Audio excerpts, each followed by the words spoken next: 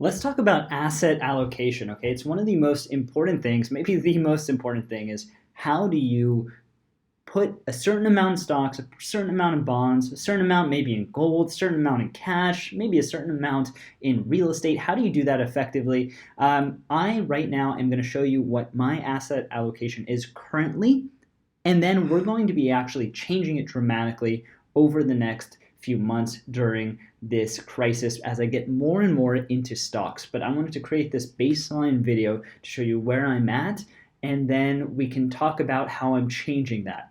So first of all, this is my Schwab account right here. Today was a good day, up $6,000, bringing it to almost close to the 0.25 there.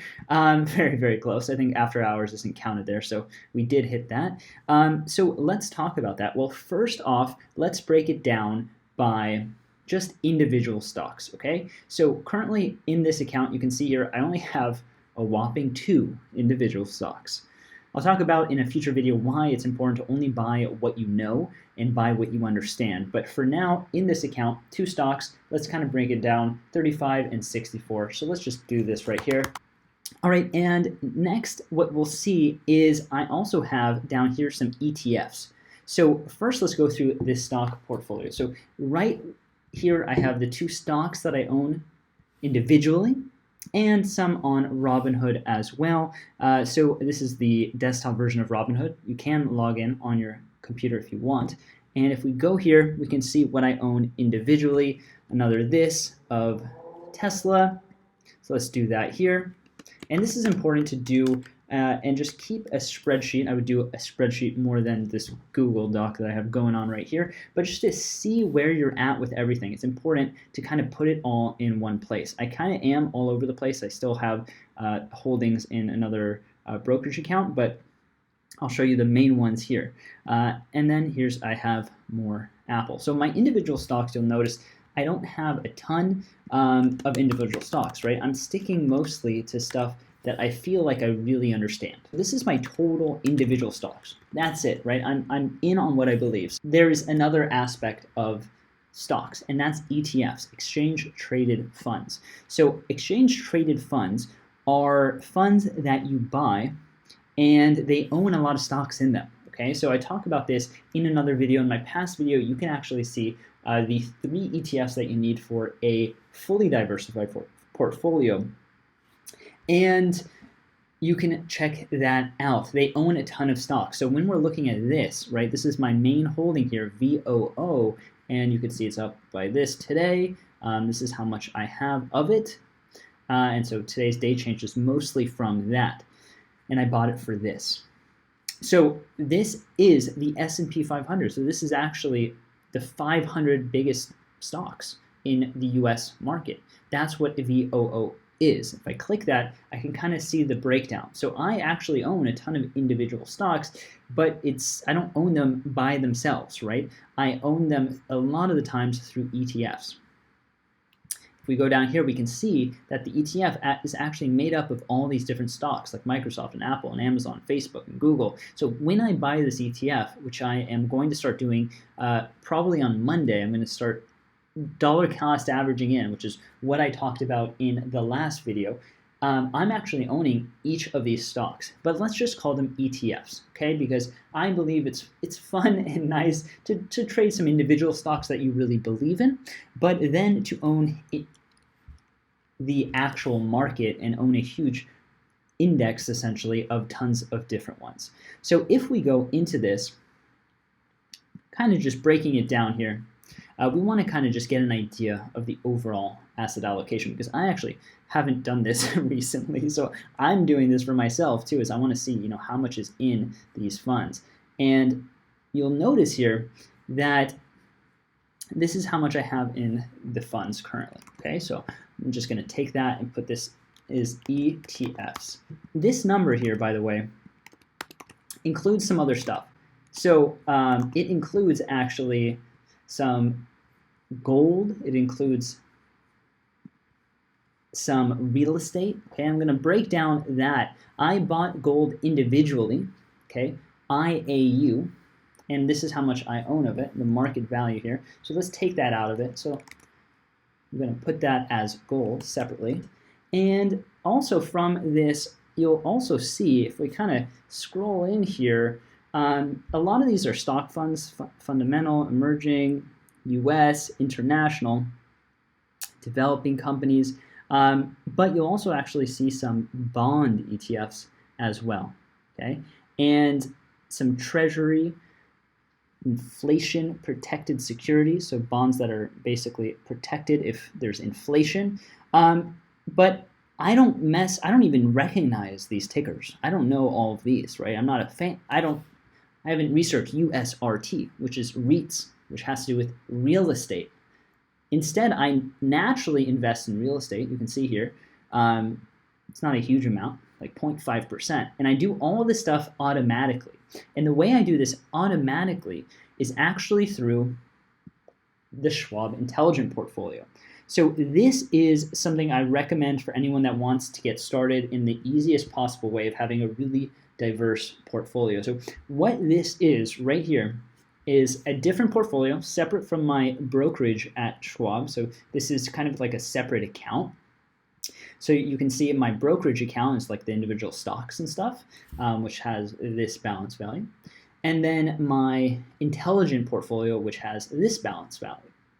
And so the intelligent portfolio here is broken up into different funds. It's all ETFs, so it's all exchange traded funds, and it's an intelligent portfolio because it buys and sells for you.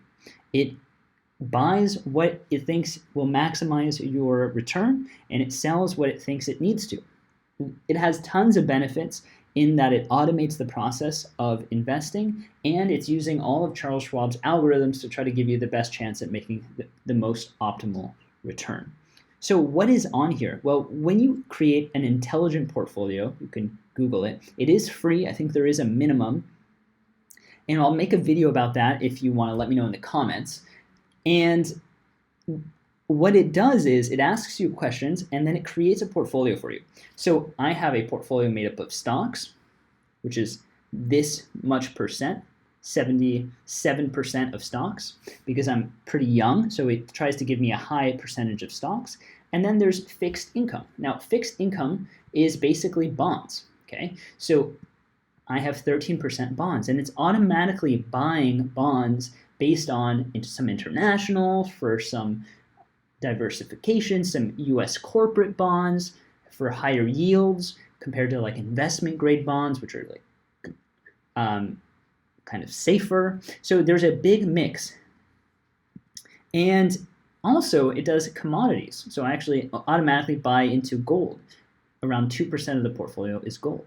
And I actually bought gold individually, so it's the ticker IAU. You can buy gold. This is essentially it mirrors the price of gold. And so you basically own gold without owning the physical gold. So this is a small part of my portfolio. And the intelligent portfolio is only 2%, but ahead of this this recession and this crisis, I bought gold about in January. And so I do own more than that because I bought it separately. So this is the intelligent portfolio, and it's buying all of these ETFs. And you can kind of click on them, and you can see the information on them. This is VOO, the one I was talking about. In the intelligent portfolio, it's automatically bought me $6,000 worth. But you can actually see I bought a lot more than that just through my regular brokerage. So just like Robinhood or any other company, you can buy these ETFs individually too on your own. You don't need a intelligent portfolio, but it does all this on its own. So what happens is it's buying all these different companies all on its own based on your own goals. And it's also selling stuff to balance out your portfolio and keep this allocation. My goal allocation is going to be around this, right? I want around 80% in stocks because I'm young and aggressive and I'm happy to have growth, and I know that volatility is going to come with that. So I'm okay with that. So my goal allocation is going to be 80%. So that's my goal. So I'm just going to put this here. My goal overall is around 80% in stocks. And then what's the rest? Maybe 18% bonds and then 2% gold or something like that, right? So this is my goal allocation. I don't have this currently. I'm much more in cash, and we'll get to that in a second. But that is the breakdown pretty much of individual stocks around this, and then ETFs of this. But I do have some gold in there. I do have some real estate ETFs, which are REITs, in there. And so overall, though, my stock and my commodity of gold ends up being around, let's put this at maybe 150K plus, let's say it's this, okay? So that would be, math's a little slow today. All right, it would be this. So this is how much I have right now through stocks and invested. And what about cash? Okay, so I do have cash inside of the Charles Schwab portfolio. So if I scroll down here, you'll see that most of it's in cash, right? This is how much I have in cash right now. And the reason I have this in cash is I actually had this in high yield savings accounts, excited to invest, and I moved it all into Schwab so I could invest quickly if I needed to. So my cash right now is on the high end, right? So it turns out I am around 70% in cash from this. I'm around 30% in the stock market. This is an estimate, and out of the 30% that I'm in stocks, 40% is from individual, which is from my Apple and Tesla holdings, and 60% is from ETFs, which is me buying VOO in Charles Schwab, just automatically buying this, which I've done a lot of, and then this intelligent portfolio buying ETFs. I have some cash inside a cash reserve account in Betterment, and you can see that here. And what this is it's a high yield savings account. It's not as high anymore because the Fed cut the rates, but this used to be at 1.6%. So that meant that I would get a pretty good amount of interest. And so now it's at 0.3%, but I recommend you keep your cash inside an account like at Betterment, because you're going to get some actual interest, which is nice, right? So you can see here some interest payments. Now these have changed a lot over time, depending on how much I have in there as well, but it's a nice little bump to get a few $100s a month in guaranteed money. This is different than dividends, right? Because dividends is not actually free money, because it's taking it off the share price. We'll talk about that. It's really important. A lot of people don't realize that. This is actual free money. So this is actual interest that's being paid, and it's FDIC insured, which is cool. So this is extra cash that I have lying around. So why do I have so much cash? Well, my goal allocation, remember, is around 80% stocks, 18% bonds, and around 2% in gold. Let's say it's something like this, right? And right now I'm pretty much the opposite. I have even more cash than that because I'm not factoring in some other accounts, but I want to keep some other accounts separate for investments. So I want to have some cash on hand to buy properties. So I'm trying to keep some cash on hand, everything I have inside of this account. So this amount right here, I am going to be investing and sharing on this channel. So please subscribe, please like this video if you do, and I'll keep making videos. But I'm going to get this invested into the market, and I'm going to show you every step of the way as I do it. So hopefully you will be subscribed and hang out with me as I buy into the market and give you my, not advice, can't use that word, I'm not a financial advisor, but my perspective on the markets and what you can do to stay focused and build long-term wealth.